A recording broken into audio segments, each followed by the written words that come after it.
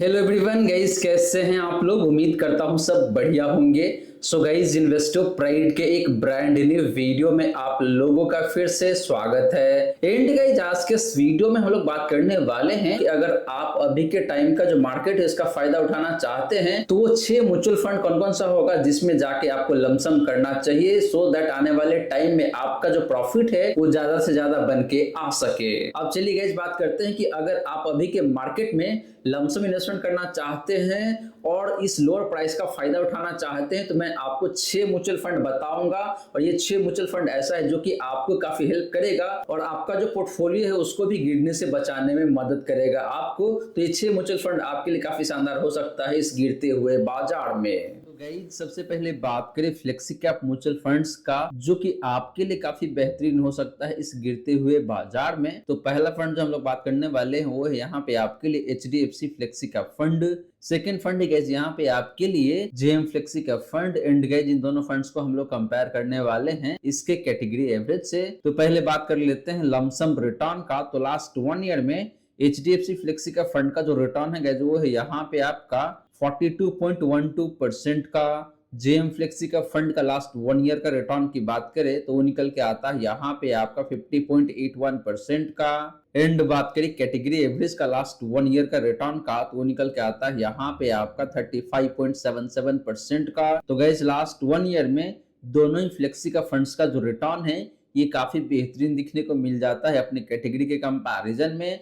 लेकिन बात करें इन दोनों में से एक बेस्ट फंड का तो जेएम फ्लेक्सी का फंड यहाँ पे काफी अच्छे तरीके से परफॉर्म कर रहा है। लेकिन गाइस, आपको आगे चल के पता चलेगा कि भाई ये फंड आपको गिरावट भी ज्यादा दिखा सकता है। वहीं बात करें गाइस पिछले 3 सालों का रिटर्न का तो HDFC फ्लेक्सी का फंड का जो रिटर्न है पिछले 3 सालों का वो है यहाँ पे आपका 23.46% का। जेएम फ्लेक्सी का फंड का पिछले 3 सालों का रिटर्न की बात करें तो वो है यहाँ पे आपका 26.65% का। एंड बात करें कैटेगरी एवरेज का पिछले 3 सालों का रिटर्न का तो निकल के आता है यहाँ पे आपका 16.2% का। तो फ्रेंड, पिछले 3 सालों में भी देखे तो यहाँ पे दोनों ही फ्लेक्सी का फंड्स का जो रिटर्न है ये बेहद ही शानदार दिखने को मिल जाता है अपने कैटेगरी एवरेज के कंपैरिजन में। लेकिन गाइस, यहाँ पे भी देखे तो अगेन जेएम फ्लेक्सी का फंड देखे तो कंपैरेटिव टर्म में काफी अच्छा परफॉर्म कर रहा है। एंड बात करेंगे पिछले 5 सालों का रिटर्न का तो HDFC फ्लेक्सी का फंड का जो रिटर्न है पिछले 5 सालों का वो निकल के आता है यहाँ पे आपका 24.74% का। जेएम फ्लेक्सी का फंड का पिछले 5 सालों का रिटर्न की बात करें तो वो है यहाँ पे आपका 25.8% का। एंड बात करें कैटेगरी एवरेज का पिछले 5 सालों का रिटर्न का तो वो निकल के आता है यहाँ पे आपका 20.11% का। तो गाइस, तीनों ही टाइम फ्रेम में देखें तो दोनों ही फ्लेक्सी का फंड्स का रिटर्न अपने कैटेगरी एवरेज से काफी अच्छा, काफी बेहतर दिखने को मिल जाता है। लेकिन यहाँ पे देखें तो हर एक टाइम फ्रेम में जेएम फ्लेक्सी का फंड ने HDFC फ्लेक्सी का फंड को बीट किया हुआ है। लेकिन गाइस, आगे चल के आपको पता चलेगा कि भाई इस फंड का जो रिस्क रेशियोज है ये भी हाईयर साइड में, यानी कि जब मार्केट में तेज गिरावट आएगी तो उस केस में ये फंड आपको ज्यादा गिरावट दिखा सकता है। तो बात कर लेते हैं इन दोनों ही फ्लेक्सी का फंड्स का रिस्क रेशियोज का। तो पहले बात करें स्टैंडर्ड डेविएशन का तो वो निकल के आता है HDFC फ्लेक्सी का फंड का यहाँ पे आपका 12.14 का। जेएम फ्लेक्सी का फंड का स्टैंडर्ड डेविएशन की बात करें तो वो निकल के आता है यहाँ पे आपका 13.31 का। एंड बात करें कैटेगरी एवरेज का स्टैंडर्ड डेविएशन का तो निकल के आता है यहाँ पे आपका 12.59 का। तो गाइस, स्टैंडर्ड डेविएशन के मामले में देखें तो यहाँ पे HDFC फ्लेक्सी का फंड काफी शानदार दिखने को मिल रहा है। इससे ये पता चलता है कि भाई इस फंड का जो रिटर्न है वो कम वोलेटाइल रहता है। तो जब मार्केट में काफी तेज गिरावट आएगी तो उस केस में ये फंड आपको कम गिरावट दिखाएगा कैटेगरी के कंपैरिजन में एंड जेएम फ्लेक्सी का फंड के कंपैरिजन में। बात करें गाइस शार्प रेशियो का तो HDFC फ्लेक्सी का फंड का जो शार्प रेशियो है वो है यहाँ पे आपका 1.54 का। जेएम फ्लेक्सी का फंड का शार्प रेशियो की बात करें तो वो है यहाँ पे आपका 1.59 का। एंड बात करें कैटेगरी एवरेज का शार्प रेशियो का तो निकल के आता है यहाँ पे आपका 1.01 का। तो गाइस, दोनों फ्लेक्सी का फंड का जो शार्प रेशियो है ये भी काफी शानदार दिखने को मिल जाता है। तो यहाँ पे मुझे बहुत ज्यादा अंतर तो है नहीं दोनों फंड के शार्प रेशियो के बीच में, तो दोनों फंड काफी अच्छा दिखने को मिल रहा है।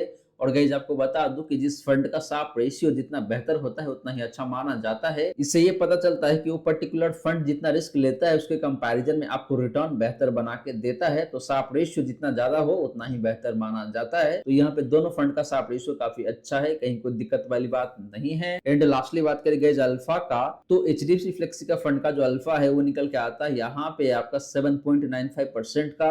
मोटा मोटी 8% का अल्फा है, यानी कि पिछले 3 सालों में इस फंड ने अपने बेंचमार्क इंडेक्स को मोटा मोटी 8% से बीट किया हुआ है एनुअल बेसिस पे। जेएम फ्लेक्सी का फंड का अल्फा की बात करें तो वो निकल के आता है यहाँ पे आपका 7.82% का।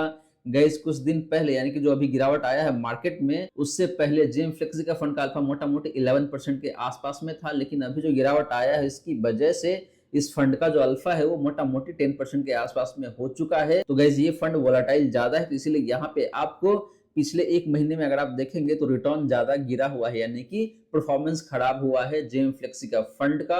तो ये फंड रिस्की भी ज्यादा है, तो आपको रिटर्न भी ज्यादा बना के देता है। एंड लास्टली बात करेंगे इस कैटेगरी एवरेज का अल्फा का, तो निकल के आता है यहाँ पे आपका 1.73% का। तो गाइस वैसे देखिए तो दोनों फंड्स का अल्फा काफी शानदार है, कहीं कोई दिक्कत वाली बात नहीं है, लेकिन जेएम फ्लेक्सी का फंड का जो अल्फा है वो रिसेंट में काफी तेजी से गिरा है, यानी कि ये फंड हाई रिस्की है। तो गाइस ये रही बात आपका इन दोनों ही फ्लेक्सी का फंड्स का लमसम रिटर्न का एंड डिफरेंट रिस्क रेशियोज का। और गाइस यहाँ पे देखें तो ओवरऑल दोनों ही फंड काफी अच्छा है। जेएम फ्लेक्सी का फंड का return across the time frame काफी शानदार है। वहीं बात करें आपका एचडीएफसी फ्लेक्सी का फंड का, इसका भी रिटर्न देखें तो काफी बेहतरीन दिखने को मिलता है। एंड प्लस पॉइंट यहाँ पे ये गाइस कि ये फंड थोड़ा सा कम रिस्की भी है, तो अगर आप रिस्क के एंगल से देखते हैं तो ये फंड आपके लिए बेहतर हो सकता है। वहीं अगर आप एक ऐसे इन्वेस्टर जो कि थोड़ा सा ज्यादा रिस्क लेना चाहते हैं और रिटर्न भी ज्यादा कमाना चाहते हैं, इन दैट केस आपके लिए जेएम फ्लेक्सी का फंड काफी शानदार हो सकता है इस गिरते हुए बाजार में। आप चलिए गाइस बात कर लेते हैं दो ऐसे मिड कैप म्यूचुअल फंड के बारे में जो कि इस गिरते हुए बाजार में आपके लिए काफी शानदार हो सकता है और आपके लिए संकट मोचक का काम कर सकता है। तो गाइस बात करें मिड कैप फंड्स का, तो यहाँ पे भी हमने 2 फंड चूज करा हुआ है मिड कैप कैटेगरी से। पहला फंड यहाँ पे आपके लिए Motilal Oswal mid cap fund, दूसरा फंड गाइस यहाँ पे आपके लिए Nippon India growth fund. And guys इन दोनों फंड्स को भी हम लोग कंपेयर करने वाले हैं इसके कैटेगरी एवरेज से।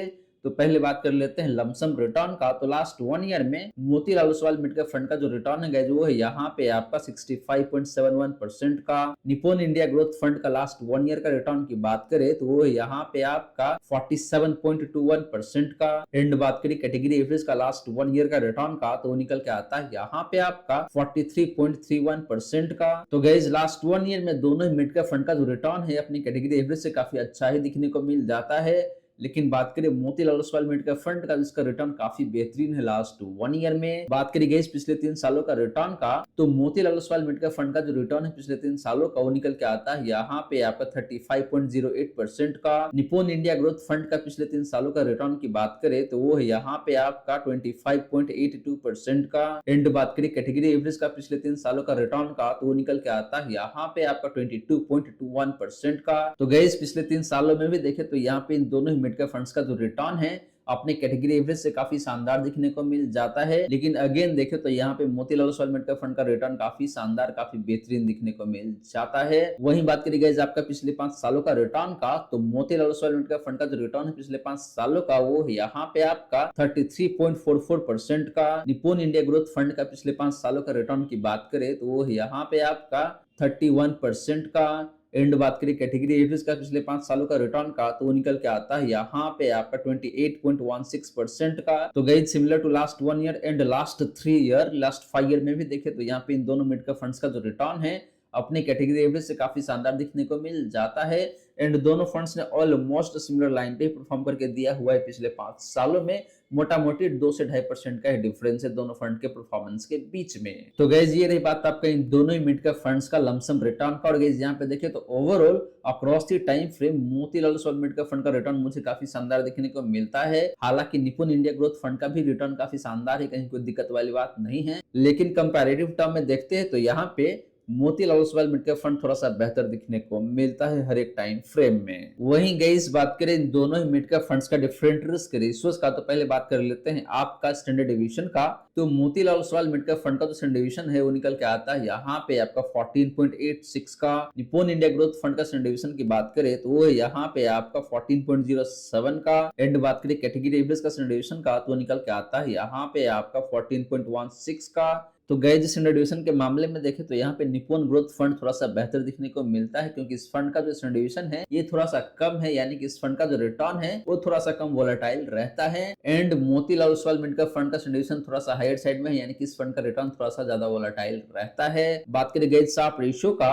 तो मोतीलाल ओसवाल लिमिटेड का फंड का जो शार्प रेशियो है वो निकल के आता है यहाँ पे आपका 1.9 का। निप्पॉन इंडिया ग्रोथ फंड का शार्प रेशियो की बात करें तो वो निकल के आता है यहाँ पे आपका 1.46 का। एंड बात करें कैटेगरी एवरेज का शार्प रेशियो का तो निकल के आता है यहाँ पे आपका 1.28 का। तो गाइस शार्प रेशियो देखे तो दोनों मिड कैप फंड्स का काफी शानदार है, लेकिन Motilal Oswal mid cap fund का शार्प रेशियो काफी बेहतर दिखने को मिलता है, यानी कि ये फंड जितना रिस्क लेता है उसके कंपैरिजन में आपको रिटर्न बेहतर बना के देता है। एंड लास्टली बात करें गाइस अल्फा का, तो Motilal Oswal mid cap fund का जो अल्फा है वो निकल के आता है यहाँ पे आपका 12.17% का। निप्पॉन इंडिया ग्रोथ फंड का अल्फा की बात करें तो वो निकल के आता है यहाँ पे आपका 3.03% का। एंड बात करें कैटेगरी एवरेज का अल्फा का तो वो निकल के आता है यहाँ पे आपका 0.81% का। तो गाइस अल्फा भी देखे तो यहाँ पे दोनों ही मिड कैप फंड्स का काफी शानदार है। स्पेशली बात करें Motilal Oswal mid cap fund का तो ये फंड काफी शानदार दिखने को मिल रहा है अल्फा के केस में भी। तो गाइस यहाँ पे देखे तो ओवरऑल दोनों ही फंड्स काफी शानदार दिखने को मिल जाता है अपने कैटेगरी के कंपैरिजन में। लेकिन अगर आपको एक ऐसे मिड कैप फंड के साथ जाना है जिसका रिटर्न भी शानदार हो एंड रिस्क रेशियो भी देखे तो काफी रीजनेबल हो, तो फंड है यहाँ पे आपके लिए Motilal Oswal mid cap fund. Guys आप चलिए गाइस बात कर लेते हैं तो ऐसे स्मॉल कैप फंड के बारे में जहां पे सबसे पहले लमसम अलाउड है एंड ये दोनों ही फंड आपके लिए काफी अट्रैक्टिव हो सकता है इस गिरते हुए बाजार में। एंड आने वाले 10 से 15 सालों में आपको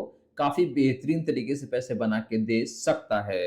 तो गाइस बात करें स्मॉल कैप फंड्स का, तो यहाँ पे भी हम लोगों ने दो फंड चूज करा हुआ है स्मॉल कैप कैटेगरी से। पहला फंड है well known fund quant small cap fund, दूसरा फंड गाइस यहाँ पे आपके लिए Canara Robeco small cap fund. And guys इन दोनों फंड्स को हम लोग कंपेयर करने वाले हैं इसके कैटेगरी एवरेज से। तो पहले बात कर लेते हैं लमसम रिटर्न का, तो लास्ट 1 ईयर में क्वांट स्मॉल कैप फंड का जो रिटर्न है गाइस जो निकल के आता है यहाँ पे आपका 44.9% का। Canara Robeco small cap fund का लास्ट 1 ईयर का रिटर्न की बात करें तो वो निकल के आता है यहाँ पे आपका 40.2% का। एंड बात करें कैटेगरी एवरेज का लास्ट 1 ईयर का रिटर्न का तो निकल के आता है यहाँ पे आपका 39.16% का। तो गाइस लास्ट 1 ईयर में दोनों ही फंड ने बेटर परफॉर्म किया हुआ है अपनी कैटेगरी एवरेज से। स्पेशली बात करें क्वांट स्मॉल कैप फंड का तो इसका रिटर्न लास्ट 1 ईयर में बेहतर है, लेकिन गाइस ये बात भी यहाँ पे है कि भाई लास्ट 1 ईयर में इसका परफॉर्मेंस और भी बेहतर था, लेकिन रिसेंट के 3 से 4 महीने में इसका रिटर्न बहुत खराब हुआ है। तो मुझे लगता है कि भाई ये फंड आपके लिए काफी अट्रैक्टिव हो सकता है at this point in time, क्योंकि अभी गिरावट ज्यादा है और आपके पास अगर एक्स्ट्रा पैसे पड़ा हुआ है तो आप उसको लमसम के माध्यम से क्वांट स्मॉल कैप फंड में इन्वेस्ट कर सकते हैं। बात करें पिछले 3 सालों का रिटर्न का, तो क्वांट स्मॉल कैप फंड का जो रिटर्न है पिछले 3 सालों का वो निकल के आता है यहाँ पे आपका 27.26% का। Canara Robeco small cap fund का पिछले 3 सालों का रिटर्न की बात करें तो निकल के आता है यहाँ पे आपका 23.41% का। एंड बात करें कैटेगरी एवरेज का पिछले 3 सालों का रिटर्न का तो निकल के आता है यहाँ पे आपका 23.37% का। तो गाइस लास्ट के 3 सालों में भी यहाँ पे दोनों ही स्मॉल कैप फंड्स का परफॉर्मेंस मार्जिनली ही सही लेकिन बेहतर जरूर है अपनी कैटेगरी एवरेज से। स्पेशली बात करें क्वांट स्मॉल कैप फंड का तो इसका रिटर्न ज्यादा बेहतर है पिछले 3 सालों में अपनी कैटेगरी एवरेज से। एंड बात करी गई पिछले 5 सालों का रिटर्न का, तो क्वांट स्मॉल कैप फंड का जो रिटर्न है पिछले 5 सालों का वो है यहाँ पे आपका 47.56% का। Canara Robeco small cap fund का पिछले 5 सालों का रिटर्न की बात करें तो निकल के आता है यहाँ पे आपका 35.9% का, मोटा मोटी 36% कह सकते हैं आप। एंड बात करें कैटेगरी एवरेज का पिछले 5 सालों का रिटर्न का तो वो निकल के आता है यहाँ पे आपका 32.67% का। तो गाइस पिछले 5 सालों में भी देखे तो यहाँ पे दोनों ही स्मॉल कैप फंड्स का रिटर्न अपने कैटेगरी एवरेज से काफी बेहतर दिखने को मिल जाता है। स्पेशली बात करें क्वांट स्मॉल कैप फंड का, तो वहीं गाइस बात करें इन दोनों ही फंड्स का डिफरेंट रिस्क रेशियोज का, तो पहले बात कर लेते हैं आपका स्टैंडर्ड डेविएशन का। तो क्वांट स्मॉल कैप फंड का जो स्टैंडर्ड डेविएशन है वो निकल के आता है यहाँ पे आपका 17.15 का। Canara Robeco small cap fund का स्टैंडर्ड डेविएशन की बात करें तो निकल के आता है यहाँ पे आपका 13.58 का। एंड बात करें कैटेगरी एवरेज का स्टैंडर्ड डेविएशन का तो निकल के आता है यहाँ पे आपका 15 का। तो गाइस स्टैंडर्ड डेविएशन के मामले में देखें तो यहाँ पे Canara Robeco small cap fund ज्यादा बेहतर दिखने को मिल रहा है, यानी कि यहाँ पे सेफ्टी बेहतर है।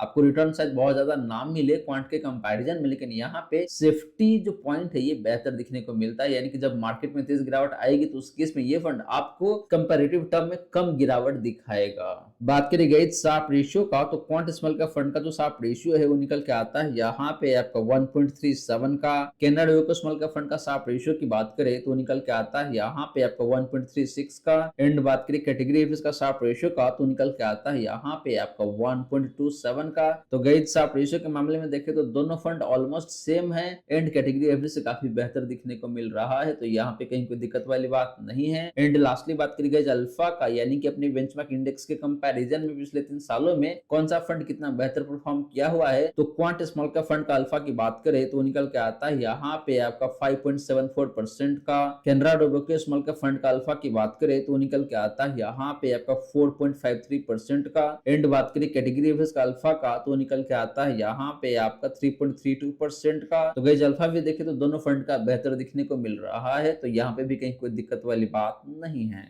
तो गाइस ये रही बात आपका इन दोनों ही स्मॉल कैप फंड्स का लमसम रिटर्न का एंड डिफरेंट रिस्क रेशियोज का। और गाइस यहाँ पे देखें तो ओवरऑल दोनों ही फंड काफी शानदार दिखने को मिल जाता है, कहीं कोई दिक्कत वाली बात नहीं है। परफॉर्मेंस भी दोनों फंड का बेहतर है अपनी कैटेगरी एवरेज के कंपैरिजन में। एंड रिस्क रेशियोज भी देखें तो काफी अच्छा ही दिखने को मिल जाता है।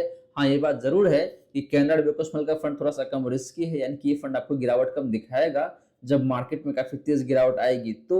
लेकिन इसका नेगेटिव साइड ये भी है कि भाई जब मार्केट में तेजी आएगा तो उस केस में ये फंड आपको ज्यादा पैसे भी बना के नहीं देगा क्वांट स्मॉल कैप फंड के कंपैरिजन में। तो आप अपने रिस्क प्रोफाइल को देखते हुए दोनों में से किसी एक फंड को चूज कर सकते हैं, या फिर उसको टॉप अप कर सकते हैं, या फिर लमसम कर सकते हैं। तो गाइस ये रही सारी की सारी बातें जो हमने किया आज के इस वीडियो में। और फ्रेंड मैंने जितनी भी बातें किया है आज के इस वीडियो में, मुझे उम्मीद है कि भाई आपको समझ में आ गया होगा। मन में अगर कोई डाउट है या फिर कोई क्वेश्चन है तो कमेंट सेक्शन में पूछ लीजिए। वहीं गाइस वीडियो अच्छी लगी हो या फिर वीडियो थोड़ा सा भी हेल्पफुल हो आप सभी को, देन प्लीज वीडियो को लाइक करके अप्रिशिएट करें। एंड गाइस आपने चैनल को अभी तक सब्सक्राइब नहीं किया हुआ है देन प्लीज सब्सक्राइब कीजिए चैनल को। साथ के साथ गाइस नोटिफिकेशन बेल ऑन करके ऑल पे क्लिक कर लीजिएगा, ताकि जब भी इस चैनल पे वीडियो लेके आऊंगा सारे ही वीडियो का नोटिफिकेशन आपको मिलता रहेगा।